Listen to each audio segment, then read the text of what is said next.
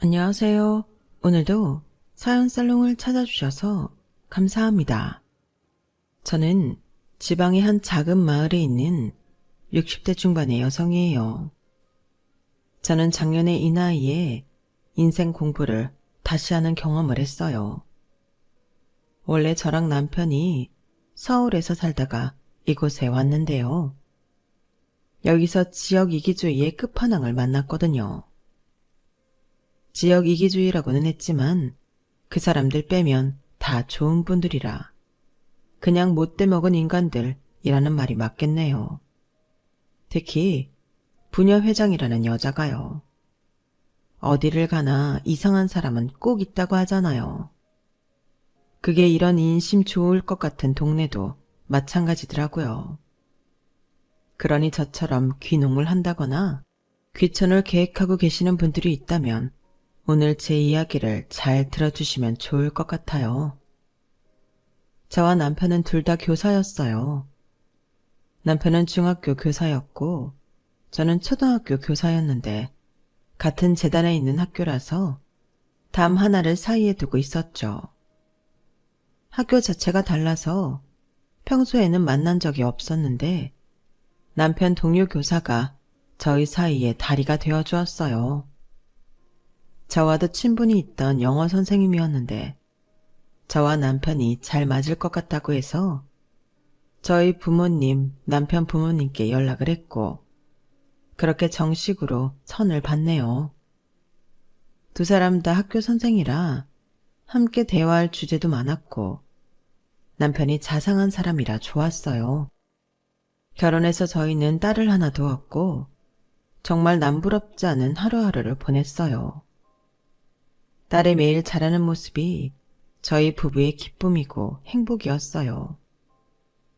정말 할 수 있는 모든 것을 해주리라 매일 다짐하고 그렇게 하려고 노력했네요.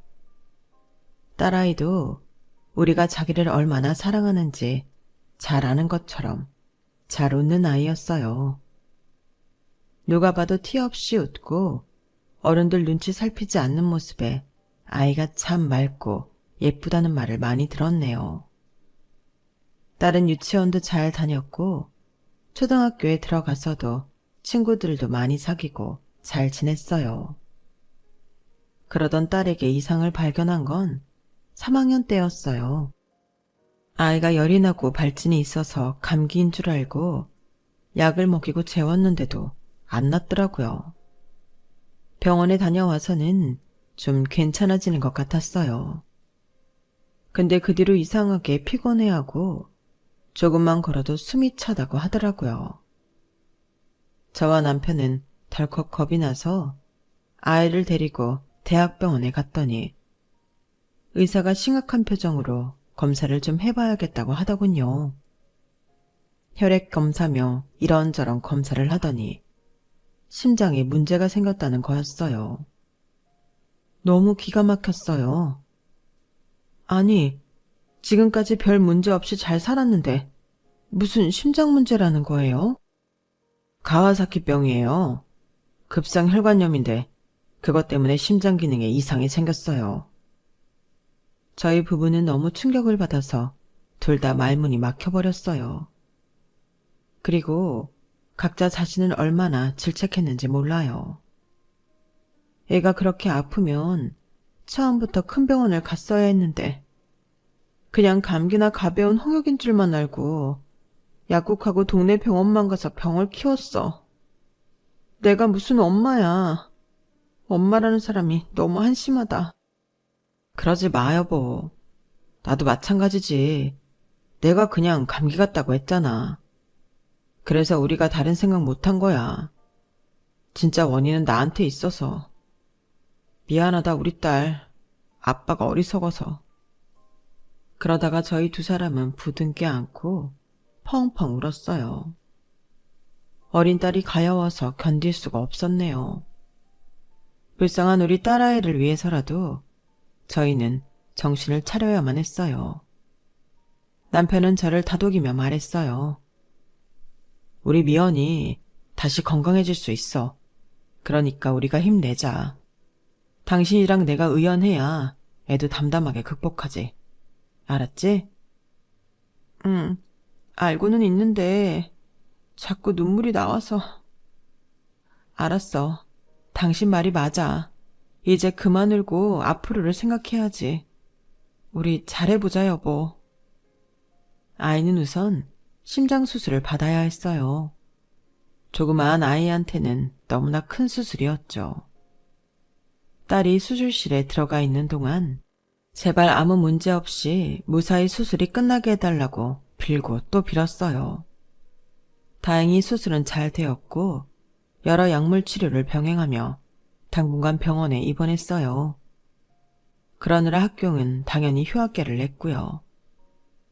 퇴원 후에도 한동안은 운동도 제한해야 하고 일상생활을 회복하는 데에 시간이 필요해서 저 역시 휴직계를 내고 아이 옆에 붙어서 내내 병간호를 했어요. 아이는 친구들처럼 학교에도 가고 뛰어놀고 싶어 했지만 그러려면 좀 더 시간이 필요했어요. 미연아, 조금만 참고 운동 시간 점차 늘리고 숨 안 차게 되면 친구들하고 놀 수 있어. 학교도 다시 가고. 그러니까 병원 잘 다녀야 돼. 알았지? 병원 너무 싫은데. 병원만 가면 죽을 것 같단 말이야. 입원한 사람들 보면 나처럼 다 아픈 것 같고. 다 싫어. 그 사람들도 다 미연이처럼 나으려고 하고 있는 거야. 의사 선생님이 치료해주는 거잖아. 미연이도 그래서 점점 나아지고 있는 거고. 지금까지 잘했잖아. 미연이 끝까지 잘 다닐 수 있어. 엄마가 있잖아. 엄마 옆에 있는데 뭐가 무서워? 그럼 엄마가 나 안 죽게 지켜줄 거야? 딸아이가 순진한 눈망울로 그렇게 말하는데 어찌나 가슴이 아프던지. 금방이라도 눈물이 터질 것 같았지만 저는 꾹꾹 참으며 말했어요. 그럼 우리 딸이 죽기는 왜 죽어? 그런 일 없으니까 무서워하지 마. 이제 건강해질 일만 남았어. 그날 밤 저는 남편을 붙잡고 펑펑 울었어요. 아이가 얼마나 힘들었으면 병원 가면 죽을 거라는 생각을 했을까요?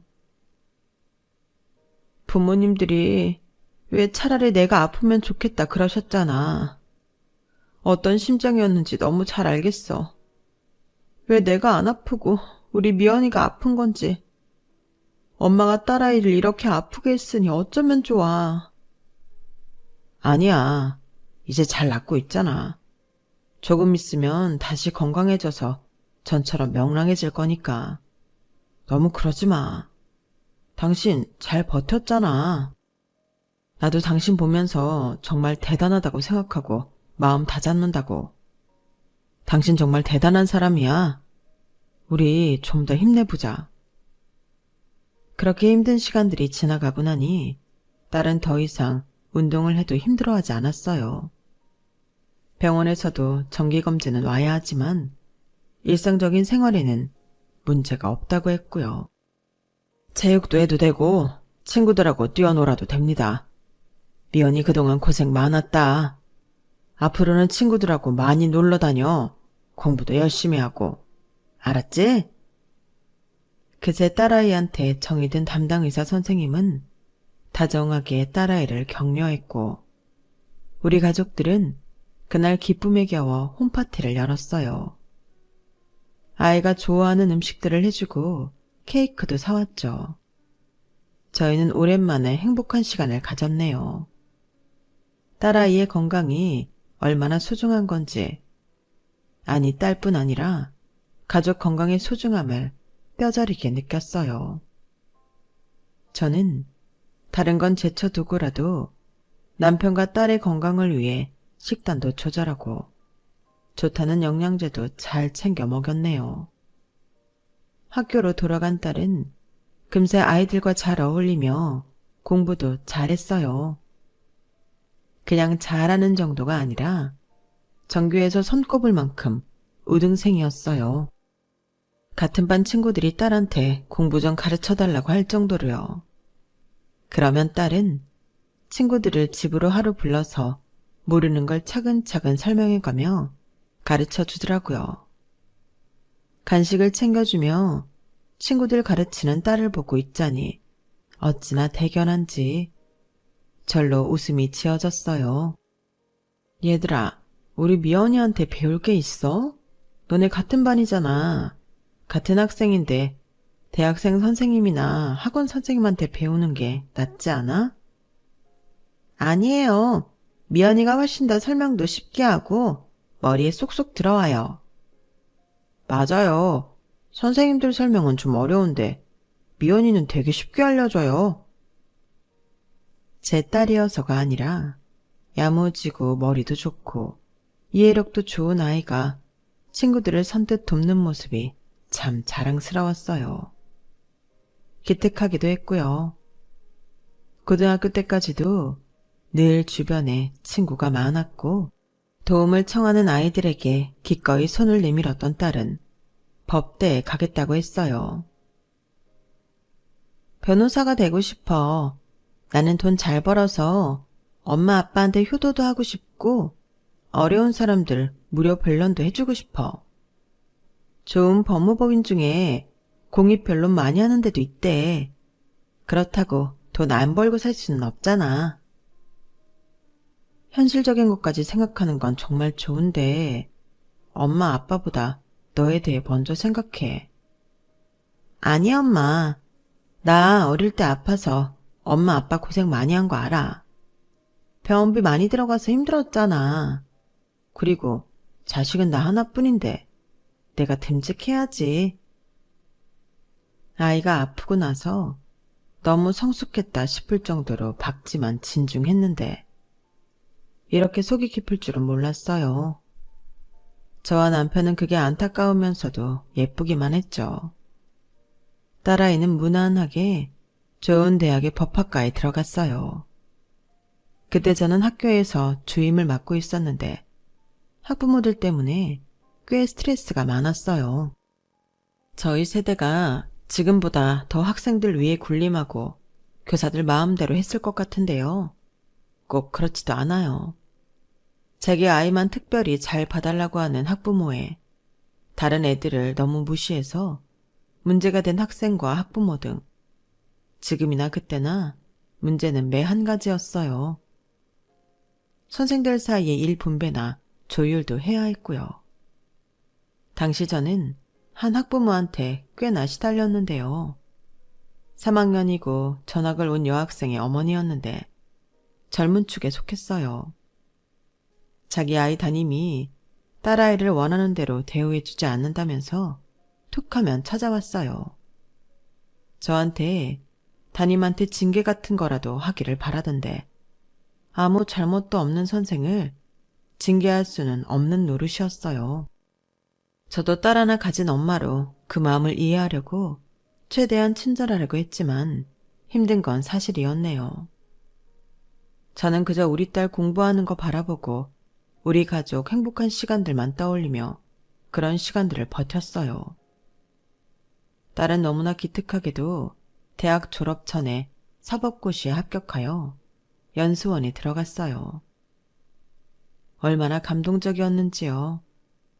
심장병이 생겨 아이 앞날이 어떻게 될지 몰라 가슴 졸이며 지냈던 때가 있었는데 그건 마치 다 꿈이었던 것처럼 딸은 당당하게 연수원에 들어갔어요. 저와 남편은 정말 감회가 남달랐네요. 엄마 아빠, 앞으로는 내가 용돈도 많이 드리고 편하게 살 수 있게 해드릴게요. 조금만 더 기다려. 아유, 그런 말 마라. 너 먼저 쓸 거 쓰고 우리는 나중에 챙겨도 돼. 아니야. 나는 정말 엄마 아빠한테 잘하고 싶어. 그러니까 그런 말 하지 마. 나 섭섭하다고. 알았어. 우리 딸 정말 장하고 고마워. 건강하게만 있어줘도 감사한데 이렇게 네 인생 열심히 살아주니 어찌나 감사한지 모르겠다. 네가 사법시험 붙고 변호사가 될 거라서가 아니야. 네 인생 주어진 대로 잘 살고 있잖아. 그게 너무 좋아 엄마는. 내가 이런 걸 누구한테 배웠겠어. 다 엄마 아빠 보고 배운 거지. 엄마 아빠가 인생을 대하는 태도를 보면서 깨달은 게 많아. 힘든 사람 절대 모르는 척하지 않고 주어진 일도 성실하게 했잖아. 늘 긍정적으로 생각했고 나는 내 병도 그래서 나았다고 생각해. 정말 너무 철든 소리를 하는데 남편도 저도 목이 메었어요. 저희를 이렇게 감동시키는 자식이라니 진짜 고생한 보람이 있었어요. 딸은 연수를 잘 마치고 좋은 법무법인에 들어가서 새내기 변호사 생활을 시작하게 되었어요. 어찌나 일을 열심히 하는지 차 타고 집에 왔다 갔다 하는 시간도 아껴야 할 것 같아서 저희가 회사 근처에 작은 오피스텔을 얻어주었네요. 딸은 어떤 사건을 맡든 선배 변호사가 무슨 일을 시키든 성심성의껏 열심히 했어요. 밤을 새는 것도 마다하지 않았죠. 저는 딸이 몸을 상하면서 일하는 걸 바라지 않아 걱정을 많이 했어요. 하지만 딸은 걱정하지 말라며 저를 안심시키더군요. 엄마, 우리 다 이 정도는 밤새면서 일해. 그리고 쉴 때는 또 확실히 잘 쉰다고. 나 건강 위해서 많이 노력해. 밥도 자극적이고 조미료 많이 들어간 거 안 먹으려고 하고 야채도 많이 먹고 현미밥도 일부러 찾아서 먹어. 운동도 꾸준히 하고. 그러니까 내 걱정하지 마. 나는 엄마 아빠가 나이 들어서 운동 잘 안 하시는 것 같아 걱정이야. 운동 좀 해. 아빠 보고도 하라고 하고. 딸아이 잔소리에 저는 운동을 시작했지만 남편은 아침에 동네 휙 돌고 공원 산책하고는 운동 끝났다며 다른 거 하기를 귀찮아했어요. 어쨌든 그래도 둘 다 건강검진 문제 없었으니 크게 신경을 안 썼네요. 딸은 법무법인에서도 점점 인정받기 시작해서 2년이 되고 3년이 되면서 더 중요한 사건들을 맡기 시작했어요. 그러면서도 공익변호도 계속했고요. 그것만큼은 누구보다 열심히 하는 딸이었어요. 시간이 지나 남편이 정년퇴직을 하고 몇 년 후 저도 정년퇴직을 했어요. 딸은 일한다고 바빠서 결혼을 안 하다가 저희가 정년퇴직하고 얼마 안 돼서 좋은 사람을 만나 결혼하게 됐죠. 그러고 났더니 정말 할 일을 다 한 것 같더라고요. 남편도 인생의 숙제를 다 마친 기분이라고 했어요. 이제 우리 여행이나 다니면서 인생 즐기자고. 당신도 고생 많았어.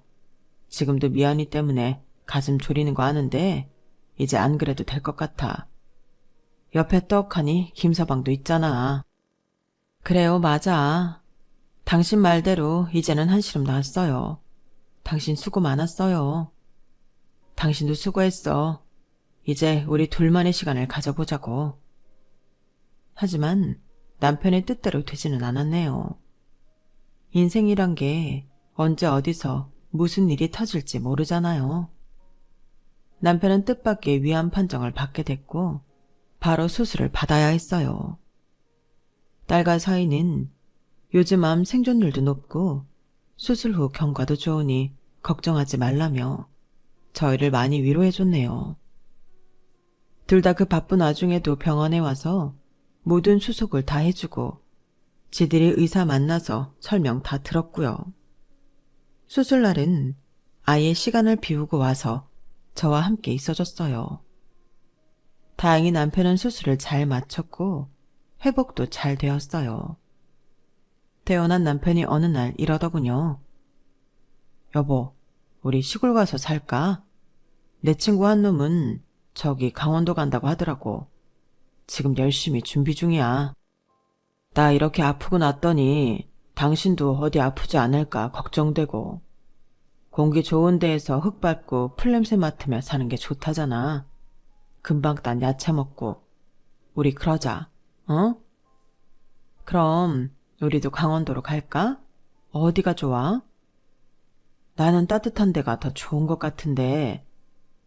저희 부부는 한 보름 정도 논의를 더한 후에 따뜻한 지방으로 가기로 결정을 하고 딸 부부한테도 이야기를 했어요. 딸 부부는 잘 생각했다며 공기 좋은 데에 가서 한가롭게 살라고 했어요. 무슨 일 있으면 꼭 전화해. 나랑 오빠가 바로 갈 거니까. 알았지? 거기 병원 가는 건 어때? 아우, 차 타고 1시간쯤 가면 바로 대도시야. 대학병원 있고 걱정하지 마. 알았어. 그래도 무슨 일 있으면 우리 꼭 불러. 딸은 그렇게 신신당부하고 우리를 내려보냈어요. 저희 부부가 내려가기 전 이미 사위가 우리가 살 집과 땅을 싹 둘러보고 리모델링을 다 해줬고 이삿짐 센터까지 불러줘서 저와 남편은 몸만 편하게 내려갈 수 있었죠. 이삿짐 센터 직원들과 열심히 짐을 나르고 정리를 좀 한 다음에 다 함께 가까운 데에 있는 식당에 가서 밥을 먹고 왔더니 저랑 비슷한 나이의 여자가 대문 밖에서 저희 집을 기웃거리는 게 보였어요. 저는 얼른 가서 인사를 했어요. 안녕하세요. 동네 분이세요? 저희 여기 이사 왔어요. 앞으로 잘 부탁드려요. 그러게. 얼마 전까지 공사한다고 이 주변 아주 복잡하게 만들고 보통 불편을 끼친 게 아닌데 살 사람들은 보이지도 않아서 뭐 하는 사람들인가 궁금했네요. 내가 여기 부녀회장인데 그간 불편하게 한 것도 있고 마을 사람들한테 미리 양해도 안 구했잖아요. 저희 불편한 값으로 오늘 30만 원만 받읍시다. 보자마자 이런 말을 하는 부녀회장이라뇨. 저와 남편은 황당해서 서로를 쳐다보았어요. 남편이 좋은 말로 이렇게 말했어요. 아, 네, 회장님이시군요. 안녕하세요. 저랑 집사람은 서울에서 학교 선생을 하다가 정년 퇴직했어요. 제 건강 문제도 있고 집사람도 더 건강하게 아프지 않고 살았으면 해서 이렇게 오게 됐네요. 그동안은 저희 사위가 여기 공사 책임자와 소통해 왔어요. 그래서 인사가 늦었네요. 일단 짐 정리를 다 하고 저희가 정식으로 인사드리러 갈게요. 댁이 어디신지 알려주세요. 아, 글쎄, 서울에서 멀어다 왔건 필요 없고 일단 저희 불편하게 한 값은 주세요. 그리고 그쪽 연락처부터 줘요. 그럼 내가 우리 집 주소랑 보낼 테니까. 부녀 회장이라는 사람은 막무가내로 30만 원을 내놓으라더군요. 어이가 없었지만 이사 오고 첫날부터 괜히 감정 상하기 싫고 첫 시작을 잘하고 싶은 마음에 제가 돈을 보내주겠다고 하니 바로 현금으로 달라는 거였어요. 어쩔 수 없이 가지고 왔던 비상금에서 30만 원을 내줬네요. 부녀회장은 일방적으로 제 번호를 알아가서는 정말로 자기 집 주소를 보냈어요. 저녁 먹기 전에 인사를 오라나요? 참나. 저랑 남편이 그렇게 오래 교직 생활을 하고 많은 교감 교장을 거쳤지만 이런 사람은 없었어요. 세상 어느 권력자보다도 더한 것 같았죠. 아무튼 우리는 잘 지내고 싶은 마음에 짐 정리를 하다 말고 저녁 5시쯤 부녀회장 집을 찾아갔어요. 주소가 나와 있어도 집들이 드문드문 있고 주변에 알아볼 만한 특징 있는 건물이 없어서 찾는 데에 좀 애를 먹었어요.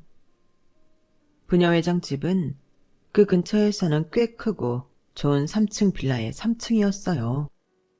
근처 슈퍼에서 음료수 세트를 사서 들고 갔는데 부녀회장은 고맙다는 말도 없이 받아들더니 이렇게 말했어요. 여기는 서울하고 달라서 학교 선생이었던 대단한 사장이었던 뜨내기는 뜨내기예요. 알겠어요? 있을 동안만이라도 협조 잘 하시라고요. 회장님, 저희 오래 있을 생각입니다. 남은 여생 계속 있을 수도 있고요. 아, 그건 두고 봐야 하는 거고 그 바깥 양반은 좀 조용히 하시고 한 사람 나랑 얘기 좀 해요. 부녀회장은 아무 말 안 한 남편을 무안하게 만들더니 대뜸 저를 보았어요. 보니까 집 뒤편으로 땅이 꽤 넓던데 울타리를 산 입구 전까지 쳤더라고요. 그 땅 다 산 거예요? 아, 예. 저희가 울타리 친 데까지는 저희가 산 거 맞아요. 그거 다 어떡하시려고? 서울 사람이 밭일을 제대로나 할 줄 알겠어요? 그러지 말고 그 텃밭을 우리 부녀회에 기증해요. 아니면 마을회관이나 그럼 우리 할 일 없는 아줌마들이 자기들 먹고 싶은 거 심어서 각자 가져갈 테니까. 저희도 다 계획이 있어요. 잘하지는 못해도 거기 허브농원처럼 만들려고 하고요. 무작정 저희 땅을 기증하라고 하시니 왜 그러시는 건지. 왜라니? 우리가 편하게 놀 데가 필요하니까 그렇지. 노는 거라면 마을회관이나 양로원 같은 데가 있잖아요. 엄연히 저희 땅이고 저희 집 거실에서 훤히 다 보이는데 누가 우리 집 마당에서 그러고 있으면 저희가 편히 쉴 수 있겠어요? 그건 좀 지나친 요구 같으시네요. 여기 사람들이 평생 농사 짓고 일만 했다 생각하죠? 아니거든요. 저희도 일하는 사람이나 하지 안 그런 사람도 많아. 그래서 심심풀이로 밭을 가꿀 것도 필요하고 어쨌든 생각해놔요. 그리고 지금부터 마을회관 이용할 거죠? 안 그래도 우리가 어제 바로 전기시설 다시 수리하고 에어컨도 새로 들였거든. 마을에서 일괄적으로 40만 원씩 다 걷었으니까 그쪽도 40만 원 내요. 내가 계좌 보낼 테니까 거기로 모레까지 보내요. 늦지 마요. 그러더니 대문을 닫고 들어가 버렸어요. 저희는 황당해서 그날 저녁 먹을 생각도 못하고 여기 내려온 걸 잘한 건지 고민을 했네요. 남편은 이렇게 말했어요. 어쨌든 우리도 이제부터 마을회관 이용하게 될 테니까 돈을 내자고. 그게 정말 40만 원이었는지는 알 수 없지만 그렇다는데 뭐 어쩌겠어. 보니까 우리처럼 귀농한다고 왔다가 얼마 안 있어서 다시 떠나고 하는 사람들이 있었던 것 같아. 그래서 저러는 거겠지. 저희는 어쨌든 좋게 생각하려고 했었고 그 자리에서 40만 원을 부녀회장 계좌로 보냈어요. 오자마자 생각지도 않은 돈 70만 원이 나간 거죠. 하지만 그 후로 일주일 정도는 부녀회장과 마주치는 일 없이 평온한 날들이 이어졌어요.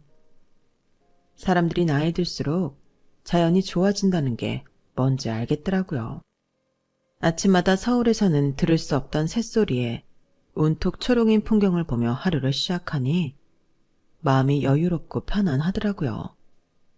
서울에는 없는 벌레들도 있고 불쑥 튀어나오는 동물들도 있었지만 이게 다 흙이 있고 풀이 있고 숲이 있어서라고 생각하니 너그러워지더라고요. 주말에 찾아온 딸 부부도 저희가 편해 보인다며 잘 됐다고 좋아했고요. 딸내가 하루를 자고 다음날 떠난 후에 처음으로 마을 회관 갈 일이 생겼어요. 경로잔치 회의를 한다고 문자가 왔더라고요. 그런데 저희가 마을 회관 마당에 들어서자마자 한 남자가 저희를 가로막았어요. 새로 이사 오신 분들이죠? 차 있어요? 아, 예. 있는데 오늘은 안 가져왔어요. 남편이 말하자 그 남자는 손부터 내밀었어요. 여기 한 달 주차장 이용 20만 원. 그것부터 내시고 누나가 그러는데 그 댁 뒷마당 텃밭 안 내줄 거면 오늘 회의 못 들어온다고 했어요. 저는 더 이상 참을 수 없어 좀 날카롭게 말했어요.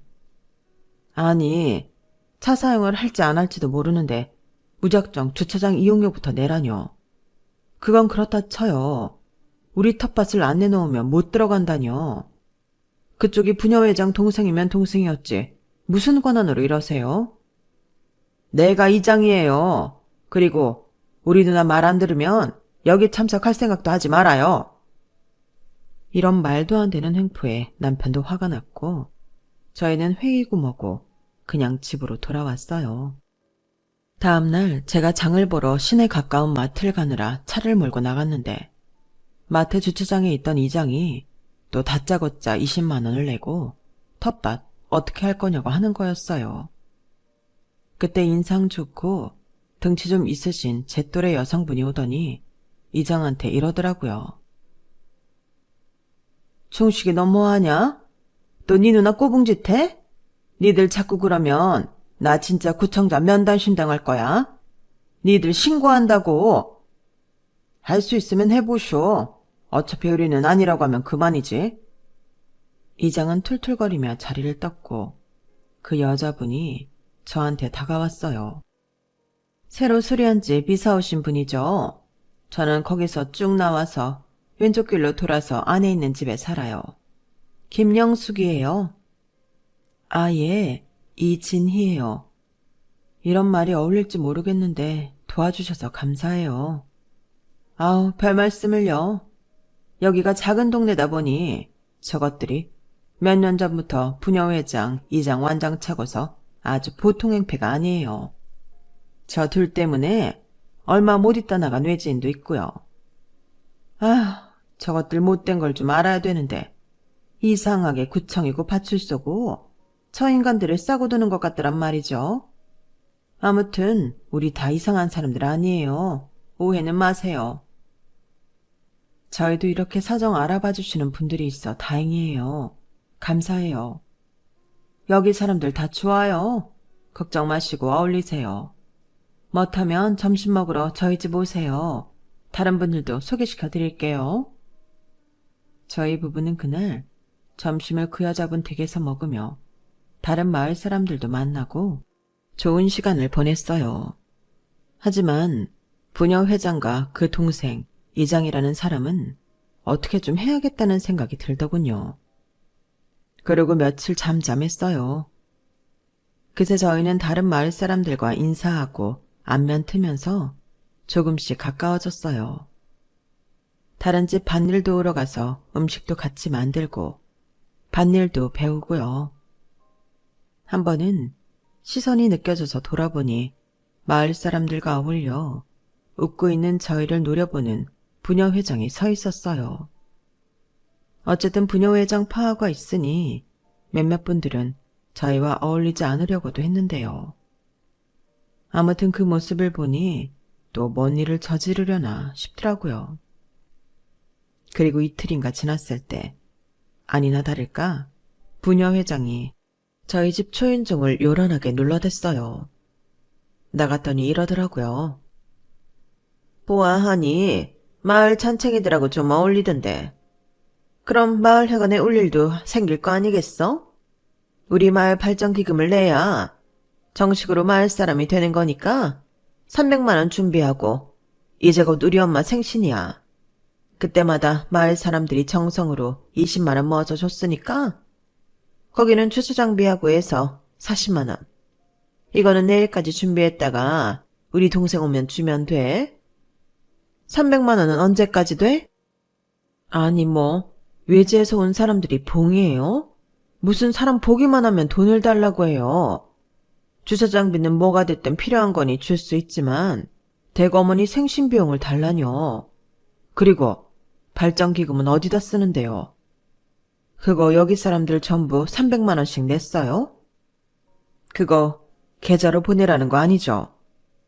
저번에 저희한테 돈 받을 때처럼 따로 현금으로 달라는 거죠? 어디다 어떻게 쓰는지 알아야겠어요. 그러기 전에는 못 줘요. 아니 어디 남의 동네 와가지고 뻔뻔하게 그냥 눌러 살려고 들어. 댁들 오기 전에 우리가 이 마을 지키고 가꾼 게 얼만데 어디다 대고 내역서 같은 걸 요구하는 거야? 말하는 걸 보니 왕년에 회사 좀 다니며 일해본 사람 같은데 그런 경력으로 동네 사람들 위에 서서 괴롭히는 게 아닌가 싶더군요. 사실 저는 그때 부녀 회장을 보고 휴대폰 녹음 기능을 켜고 주머니 속에 숨겨서 나갔거든요. 다 녹음이 되어 있었죠. 이걸로 어떻게 해보고 안 되면 저희도 이 동네 생활을 포기하고 나가야겠다고 생각했어요.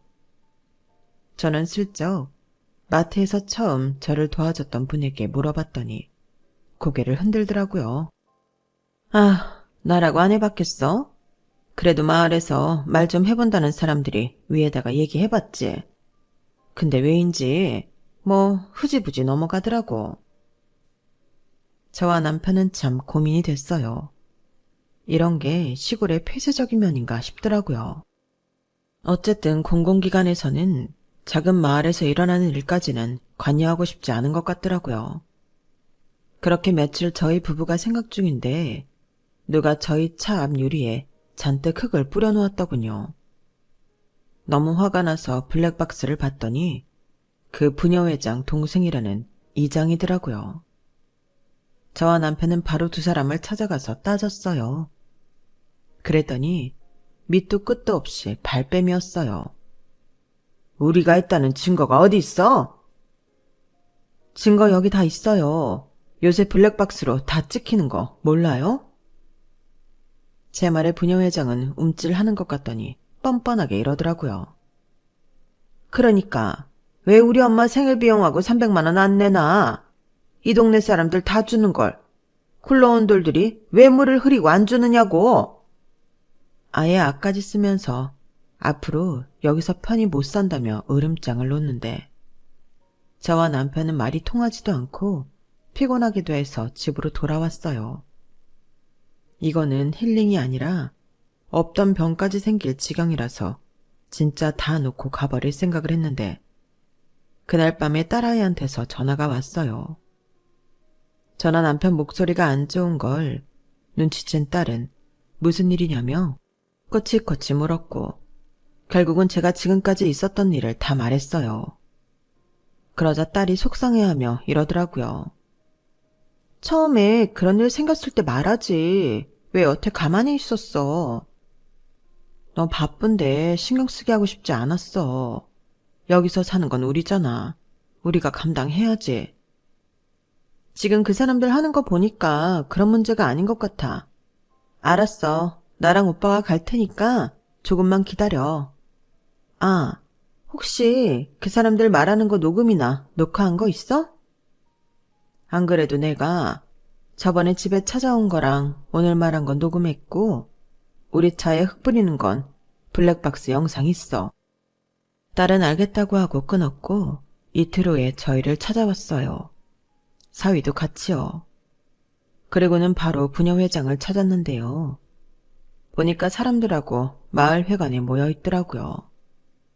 그래도 마을에서 하는 일은 꼭 마을회관에서 하는 사람인데 여름맞이 일손 돕기 뭘 한다고 회관에 있더라고요. 일단 딸과 사위가 정중하게 부녀회장과 이장을 밖으로 불러냈어요. 부녀회장은 안이 꼽다는 듯 저희를 보며 나왔어요. 먼저 사위가 이렇게 말했어요. 부녀회장님 맞으시죠?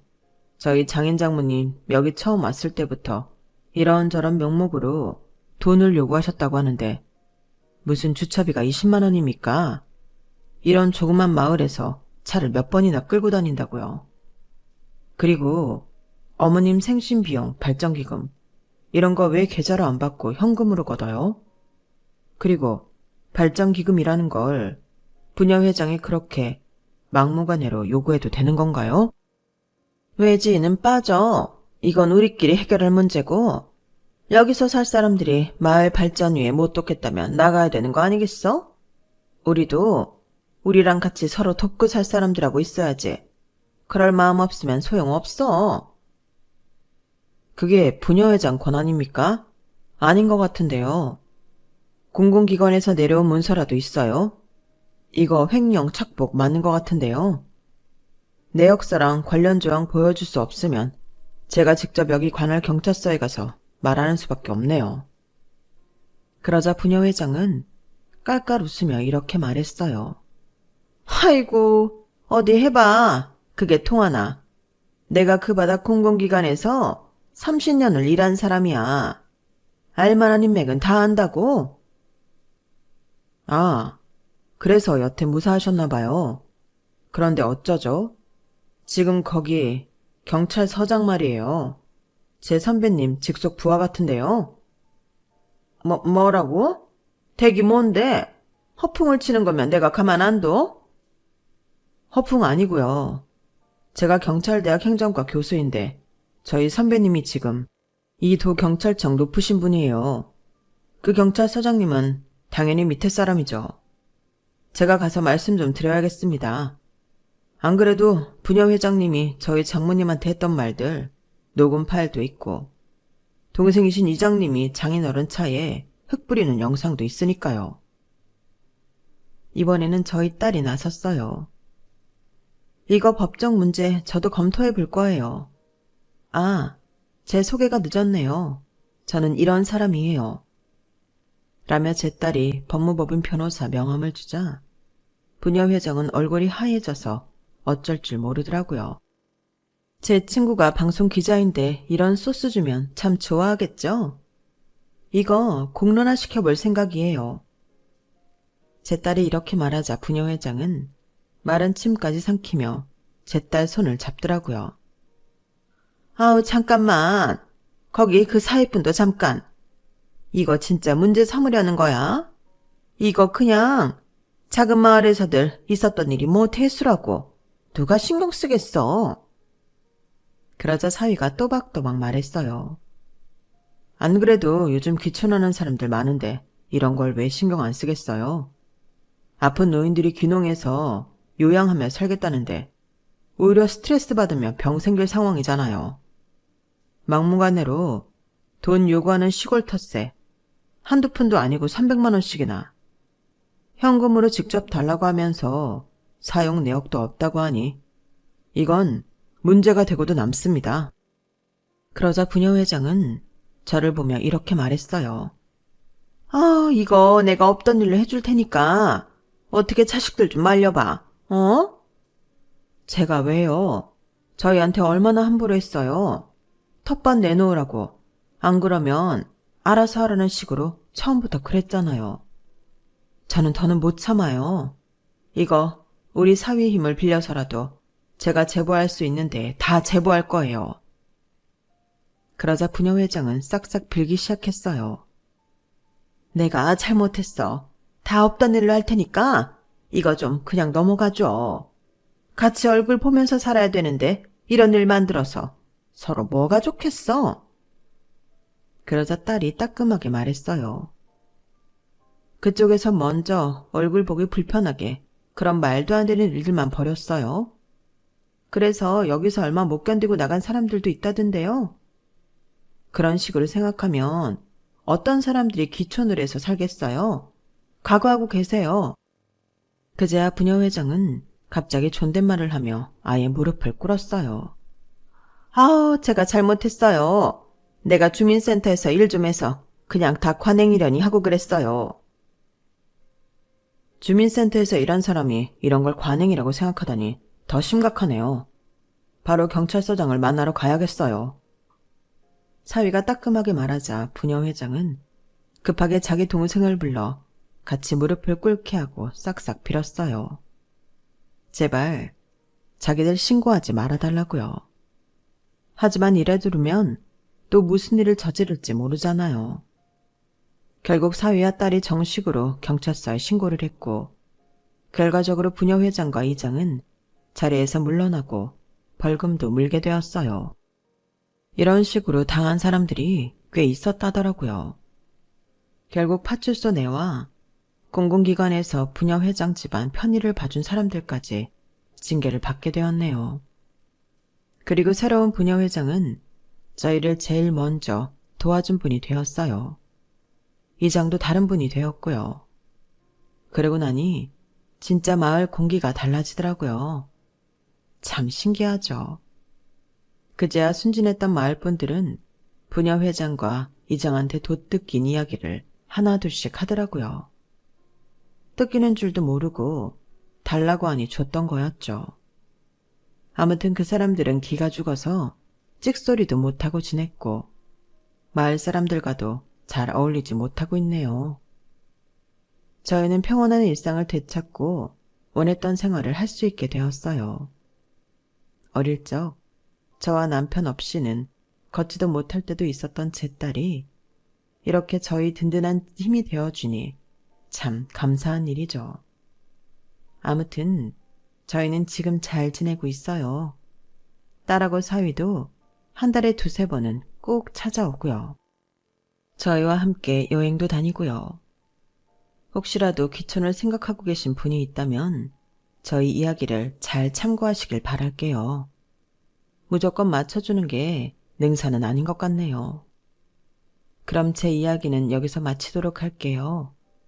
들어주셔서 다들 고마워요. 행복하세요.